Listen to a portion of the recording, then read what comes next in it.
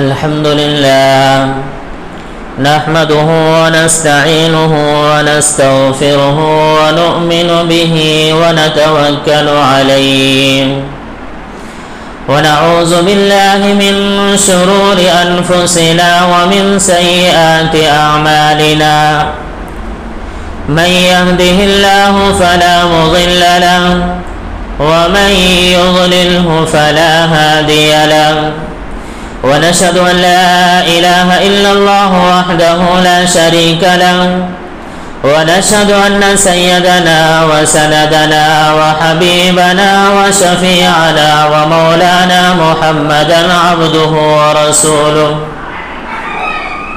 أما بعد فقد قال النبي صلى الله عليه وسلم إذا مات الإنسان انقطع عنه عمله إلا من ثلاثة إلا من صدقة جارية أو علم ينتفع به أو ولد صالح يدعو له أو كما قال عليه الصلاة والسلام اللهم صل على محمد وعلى آل محمد كما صليت على إبراهيم وعلى آل إبراهيم إنك حميد مجيد اللهم بارك على محمد وعلى آل محمد كما باركت على إبراهيم وعلى آل إبراهيم إنك حميد مجيد. ایک بار درود شریف پڑھ لیں. میرے محترم بزرگوں اور دوستوں، سب سے پہلے تو اللہ رب العزت کا شکر ادا کریں کہ اللہ تعالیٰ نے مجھے اور آپ کو جمعے کی نماز کی ادائیگی کے لیے یہاں جمع ہونے کی توفیق عطا فرمائی. اللہ رب العزت سے دعا کرے، توفیق مانگے کہ اللہ تعالیٰ اور جو دوسری عبادتیں ہیں ان عبادتوں کو بھی ادا کرنے کی توفیق عطا فرمائے. ساتھ میں اپنی صحت کے لیے، اپنی اولاد کے لیے بھی دعا کرنی چاہیے. میں نے آپ حضرات کے سامنے نبی پاک صلی اللہ علیہ وسلم کی ایک حدیث پڑھی ہے. اس حدیث کے اندر نبی کریم صلی اللہ علیہ وسلم نے 3 باتیں ارشاد فرمائی ہیں. نبی کریم صلی اللہ علیہ وسلم نے فرمایا اذا مات الانسان انقطع عنہ عملہ. جب انسان کی جان کا انسان کے جسم سے تعلق ختم ہو جاتا ہے، انسان مر جاتا ہے، اس کی وفات ہو جاتی ہے، تو ایسے ہی اس کے نامہ اعمال کا اور اس کے اعمال کا جو سلسلہ تھا، وہ جو انسان جو بھی نیک کام کرتا تھا اس کے نامہ اعمال میں لکھا جاتا تھا، تو جو ہی انسان مر جاتا ہے اس کے لکھنے کا سلسلہ بھی بند ہو جاتا ہے. تو نبی کریم صلی اللہ علیہ وسلم نے فرمایا اذا مات الانسان انقطع عنہ عملہ. جب انسان مر جاتا ہے تو اس کے عمل کا سلسلہ اس سے بند ہو جاتا ہے. لیکن 3 چیزیں نبی کریم صلی اللہ علیہ وسلم نے اس حدیث کے اندر بیان فرمائی، اور بیان فرما کر فرمایا کہ اگر انسان جیتے جی زندہ رہتے ہوئے اگر وہ 3 کام کر جائے تو مرنے کے بعد ان 3 کاموں کے نیک اعمال کا ثواب اس کو پہنچتا رہتا ہے. ان 3 کاموں کا ثواب اس کو مرنے کے بعد بھی ملتا رہے گا. نبی کریم صلی اللہ علیہ وسلم نے وہ 3 چیزیں اس حدیث کے اندر ارشاد فرمائی. ان میں سے ایک چیز ہے او علم ينتفع به. انسان نے ایسا علم حاصل کیا، کوئی بھی علم حاصل کیا اور انسان نے وہ علم دوسروں تک پہنچایا، دوسرے اس علم سے فائدہ اٹھاتے رہے، پھر اس نے تیسرے کو سکھایا، تیسرا اس سے فائدہ اٹھاتا رہا، پھر اس طرح وہ سلسلہ چلتا رہا اور لوگ اس کے علم سے فائدہ اٹھاتے رہے۔ مثال کے طور پر آپ کو قرآن پڑھنا آتا ہے، آپ نے کسی کو قرآن پڑھنا سکھا دیا، آپ کو کوئی دین کی بات آتی ہے، آپ کسی کے ساتھ میں بیٹھے ہوئے ہیں، آپ نے وہ اچھی بات اور دین کی بات کسی کو بتا دی، وہ آدمی وہ بات سیکھ گیا، تو سیکھنے کے بعد پھر اس نے ایک تیسرے کو بتا دیا یا خود اس پر عمل کرنے لگ گیا۔ تو اگر آپ کو کوئی علم ہے، کوئی بھی اچھی بات آپ کو معلوم ہے اور آپ نے دوسرے تک وہ بات پہنچائی، دوسرا اس سے فائدہ اٹھا رہا ہے، تیسرے تک پہنچائی، تیسرا اس سے فائدہ اٹھا رہا ہے، مرنے کے بعد بھی اس علم کا فائدہ آپ کو پہنچتا رہے گا۔ اس علم کے ذریعے جو نیک عمل چل رہا ہے، نیک عمل سے جو ثواب مل رہا ہے، وہ ثواب آپ کو ملتا رہے گا۔ پہلی چیز ہے یہ۔ دوسری چیز نبی کریم صلی اللہ علیہ وسلم نے ارشاد فرمائی، او ولد صالح یدعو لہ، ایسی اولاد جو نیک ہے، نیک کام کر رہی ہے اور مرنے کے بعد اپنے والدین کے حق میں دعائے خیر کرتی ہے، دعائے مغفرت کرتی ہے، ایسی نیک اولاد کا ثواب بھی ماں باپ کو پہنچتا رہتا ہے۔ باپ نے اپنے بیٹے کو قرآن پڑھانا سکھایا، ماں نے اپنے بیٹے کو نماز پڑھنا سکھایا، باپ انتقال کر جاتا ہے، ماں اس دنیا سے چلی جاتی ہے، بیٹا جب قرآن پڑھتا ہے، بیٹا جب نماز پڑھتا ہے یا کوئی بھی نیک کام کرتا ہے، وہ تمام نیک کاموں کا ثواب اس کے ماں باپ کو پہنچتے رہتے ہیں۔ روایت کے اندر آتا ہے، جب انسان اللہ تعالیٰ کے دربار میں پہنچے گا، میدان محشر قائم ہوگا، ہر انسان کے سارے اعمال وہاں پہ رکھے ہوئے ہوں گے۔ انسان نے جو بھی برا عمل کیا اس کا ڈھیر اس کے سامنے رکھا ہوا ہوگا، جو بھی نیک عمل کیا ایک طرف رکھا ہوا ہوگا، جو بھی کام کرے گا میدان محشر میں اس کے سامنے رکھ دیا جائے گا، پھر ترازو سے اس کو تولا جائے گا، دیکھا جائے گا کہ اس کا اچھا عمل زیادہ ہے، برا عمل زیادہ ہے۔ ایک انسان ہے، اس کے اچھے اعمال اتنے نہیں ہیں، لیکن جب وہ میدان محشر میں اللہ تعالیٰ کے سامنے کھڑا ہوگا تو اس کی آنکھیں چونک جائیں گی، وہ انسان حیرت میں پڑ جائے گا کہ مولا، اپنی زندگی میں نے اتنے اچھے کام نہیں کیے جتنے اچھے کام میرے سامنے رکھے ہوئے ہیں، اچھے کاموں کا ڈھیر میرے سامنے رکھا ہوا ہے، انبار لگا ہوا ہے۔ وہ انسان حیرت میں اللہ تعالیٰ سے پوچھے گا کہ اللہ، میرے ساتھ کہیں مذاق تو نہیں کیا جا رہا ہے، میرے ساتھ کہیں ہنسی تو نہیں کی جا رہی ہے؟ اللہ فرمائیں گے کہ نہیں، تیرے ساتھ کچھ بھی مذاق نہیں کیا جا رہا ہے۔ وہ انسان حیرت سے پوچھے گا، مولا پھر اتنے سارے نیک اعمال میرے نامہ اعمال میں کیسے آ گئے؟ میں نے اتنے نمازیں نہیں پڑھی، میں نے اتنے قرآن کی تلاوت بھی نہیں کی، اتنے اچھے نیک اعمال بھی نہیں کی، پھر اتنے سارے نیک اعمال کا ڈھیر میرے سامنے کیسے لگا ہوا ہے؟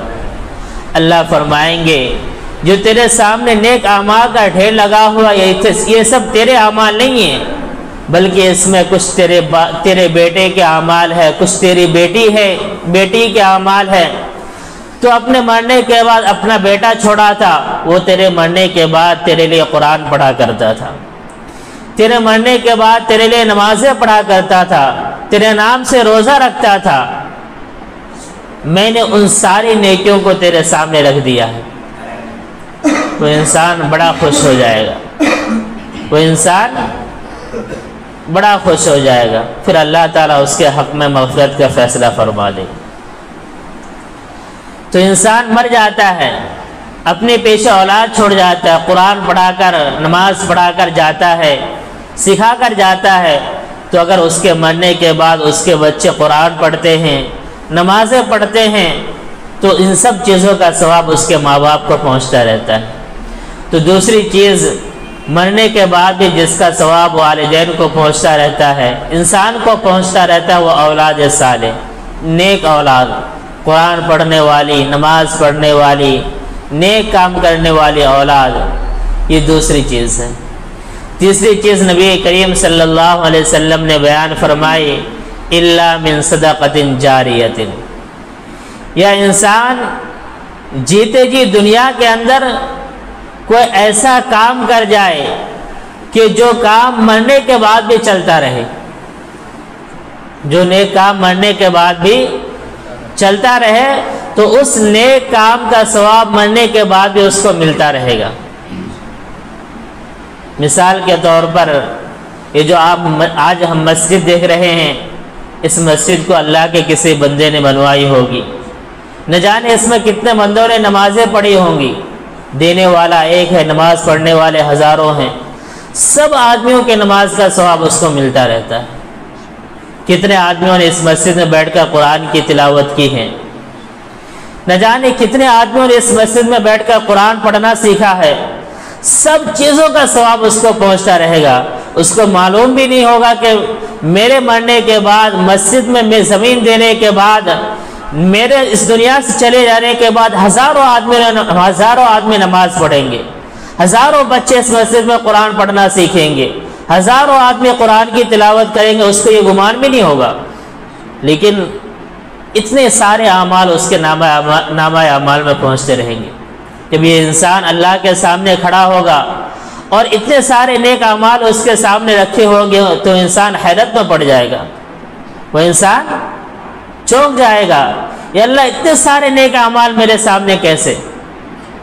میں نے اتنی نمازیں نہیں پڑھی، قرآن کی تلاوت نہیں کی، صدقہ نہیں کیا، اتنا خیرات نہیں کیا، لیکن سارے نیک اعمال میرے سامنے موجود ہیں۔ اللہ فرمائیں گے تو نے ایک مسجد بنوائی تھی، اس مسجد میں ہزاروں آدمی نے نمازیں پڑھی ہیں، ان ساری نمازوں کا ثواب تیرے نامہ اعمال میں لکھا گیا۔ اس مسجد میں ہزاروں آدمیوں نے بیٹھ کر قرآن کی تلاوت کی ہے، ان سب کا ثواب تیرے نامہ اعمال میں لکھا گیا۔ اس مسجد میں بیٹھ کر ہزاروں بچوں نے قرآن پڑھنا سیکھا ہے، پھر ان بچوں نے اپنی اولاد کو پڑھایا، انہوں نے اپنی اولاد کو پڑھایا۔ یہ مسجد تو قیامت تک رہے گی انشاءاللہ، اور قیامت تک اس آدمی کے نامہ اعمال میں ثواب پہنچتا رہے گا۔ نبی کریم صلی اللہ علیہ وسلم نے فرمایا الا من صدقۃ جاریۃ، یہ تین چیزیں ہیں کہ مرنے کے بعد بھی نامہ اعمال میں اس کا ثواب پہنچتا رہتا ہے۔ پہلی چیز، ہم نے کسی کو علم سکھایا۔ دوسری چیز، ہمارے بچے جو قرآن پڑھنا، نماز پڑھنا جانتے ہیں، ہمارے حق میں دعائیں خیر کرتے ہیں۔ تیسری چیز صدقہ جاریہ۔ اور آج مجھے اسی تیسری چیز کے بارے میں ایک بات بیان کرنی ہے۔ یہ جو ہم مسجد دیتے ہیں، کہیں مسجد بن رہی ہے، ہمارے پاس زمین ہے، ہم نے مسجد کے نام سے زمین دے دی۔ کہ مدرسہ بن رہا ہے، وہاں زمین نہیں ہے، ہم نے مدرسے کے نام سے زمین دے دی۔ اس زمین دینے کو وقف کہتے ہیں، اس زمین دینے کو وقف کہتے ہیں۔ شریعت میں اس کا نام وقف ہے۔ جیسے ہم نماز پڑھتے ہیں، ایک ایکشن ہوتا ہے، اس کا نام نماز ہے، تو ایسے اس لینے دینے کو شریعت میں وقف بولتے ہیں۔ وقف کہتے ہیں اپنی کسی مملوکہ چیز کو اللہ کے نام سے قیامت کے لیے اللہ کے نام پر کر دینا۔ مثال کے طور پر یہ زمین کسی بندے نے مسجد کے نام سے دے دی ہے، اب یہ قیامت تک اللہ کے نام سے رہے گی۔ اگر اس کے وارثین آ کر کہیں کہ ہم اس زمین کو بیچنا چاہے تو اس کے وارثین بیچ نہیں سکتے۔ اس کو چاہے کہ ہم واپس لے لیں، واپس نہیں لے سکتے۔ چاہے کہ ہم کسی اور کو ہدیہ کر دیں، ہدیہ نہیں دے سکتے۔ اس میں اپنی وراثت لینا چاہے، وراثت نہیں لے سکتے۔ یہ وقف کی شرطیں ہیں۔ جب انسان کوئی چیز اللہ کے نام سے دے دیتا ہے تو پھر اس میں وراثت نہیں جاری ہوتی، اس میں خرید و فروخت نہیں ہوتی ہے، اور نہ ہی انسان اس کو واپس لیتا ہے۔ لیکن وقف کے لیے ایک شرط ہے۔ آپ کوئی چیز کسی کو وقف کرنا چاہ رہے تو اس کی ایک شرط ہے۔ وہ شرط یہ ہے کہ وہ چیز ایسی ہو جس کو ہم اٹھا کر دوسری جگہ نہیں لے جا سکتے۔ زمین ہے، زمین کو اٹھا کر دوسری جگہ نہیں لے جا سکتے ہیں۔ کوئی باغ ہے، کھیت ہے، اس کو اٹھا کر دوسری جگہ نہیں لے جا سکتے ہیں۔ تو ایسی ہی چیز کو وقف کر سکتے ہیں جس کو اٹھا کر دوسری جگہ نہیں لے جا سکتے۔ اس کو شریعت کی اصطلاح میں اشیاء غیر منقولہ بولتے ہیں۔ ایسی چیزیں جس کو دوسری جگہ منتقل نہیں کر سکتے، جس کو دوسری جگہ لے جا نہیں سکتے ہیں، ایسی ہی چیزوں کو ہم وقف کر سکتے ہیں۔ نبی کریم صلی اللہ علیہ وسلم کے صحابی حضرت ابو طلحہ رضی اللہ تعالیٰ عنہ کے بارے میں آتا ہے، اللہ تعالیٰ نے قرآن میں آیت اتاری ہے، لن تنالوا البر حتی تنفقوا مما تحبون۔ صحابہ کرام تو صحابہ کرام تھے، اللہ نے آیت اتاری لن تنالوا البر حتی تنفقوا مما تحبون۔ نبی نے اپنے زبان سے صحابہ کے سامنے اس کی تلاوت کی۔ اللہ کے نبی نے فرمایا، او میرے صحابہ، اللہ نے تمہارے اوپر ایک آیت اتاری ہے، اس آیت میں اللہ نے فرمایا کہ تمہاری ملکیت میں، تمہاری نظر میں جو چیز تمہیں سب سے زیادہ محبوب ہے اس کو اللہ کے راہ میں خرچ کر دو۔ وہیں بیٹھے بیٹھے صحابہ نے اپنی ساری پراپرٹی میں، ساری ملکیت میں نگاہ دوڑائی، جس کی نظر میں جو سب سے زیادہ محبوب چیز تھی اللہ کے راہ میں وقف کر دیا۔ حضرت ابو طلحہ رضی اللہ تعالیٰ عنہ، ان کے بارے میں آتا ہے کہ مدینہ منورہ مسجد نبوی کے قریب ایک باغ تھا، وہیں بیٹھے ان کی سوچ میں آیا کہ میری نگاہ میں سب سے زیادہ محبوب جائیداد وہ باغ ہے جو مسجد نبوی کے قریب ہے۔ اللہ کے نبی صلی اللہ علیہ وسلم کے پاس آئے اور کہا، اللہ کے نبی صلی اللہ علیہ وسلم، آپ نے ایک بات ارشاد فرمائی کہ تمہاری نظر میں جو سب سے زیادہ محبوب چیز ہے اس کو اللہ کی راہ میں خرچ کر دو۔ میری نگاہ میں، میری ساری جائیداد میں سب سے زیادہ محبوب چیز میرا باغ ہے، میں اس کو اللہ کے راہ میں وقف کرنا چاہتا ہوں، صدقہ کرنا چاہتا ہوں۔ نبی کریم صلی اللہ علیہ وسلم نے فرمایا، بہت اچھا سودا کیا ہے، اور فرمایا کہ جو تمہارے رشتہ داروں میں غریب ہے، جو اس کے محتاج ہے، جو فقیر ہے، ان تمام رشتہ داروں میں اس زمین کو بانٹ دینا۔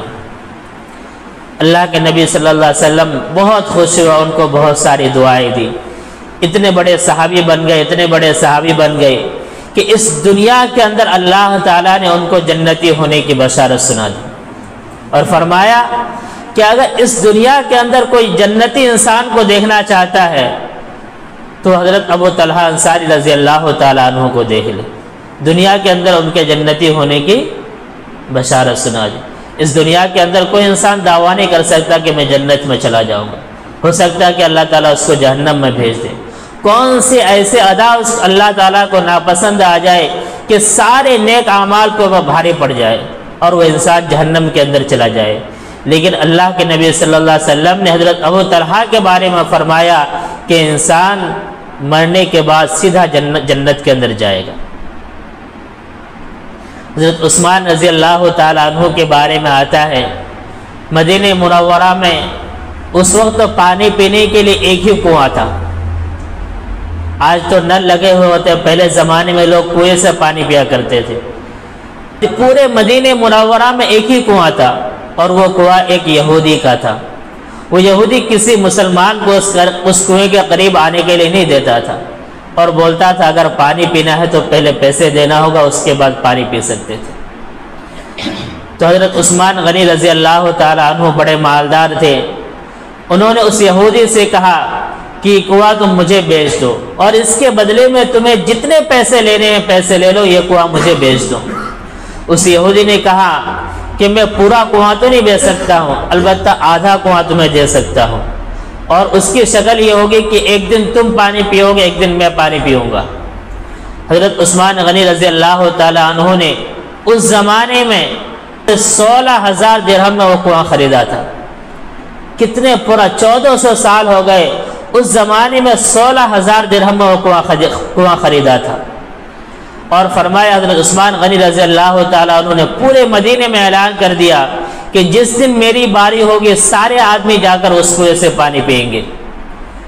جب حضرت عثمان غنی رضی اللہ تعالیٰ عنہ کی باری آتی تھی، سب مسلمان وہاں جا کر پانی پیتے تھے، یہاں تک کہ یہودی اور جو غیر مسلم تھے وہ بھی جا کر پانی پیتے تھے۔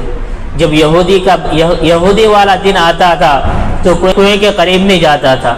اس یہودی کو احساس ہو گیا کہ شاید میں کچھ غلط کام کر رہا ہوں، اس کی وجہ سے لوگ میرے قریب نہیں آ رہے ہیں۔ حضرت عثمان غنی رضی اللہ عنہ کے پاس جاتا ہے اور کہتا ہے کہ وہ آدھا کنواں بھی تم خرید لو۔ حضرت عثمان غنی رضی اللہ عنہ نے 35,000 درہم میں اس کنویں کو خرید لیا اور پورے مدینے میں اعلان کر دیا کہ جو بھی جس کو بھی کبھی بھی جس وقت بھی پیاس لگی ہو وہ اس کنویں سے پانی پی سکتا ہے۔ وقف کی بہت ساری شکلیں ہیں۔ آپ اللہ کے نام سے مسجد کے لیے زمین دے دے، مدرسے کے نام سے زمین دے دے، وقف کی شکلیں ہیں۔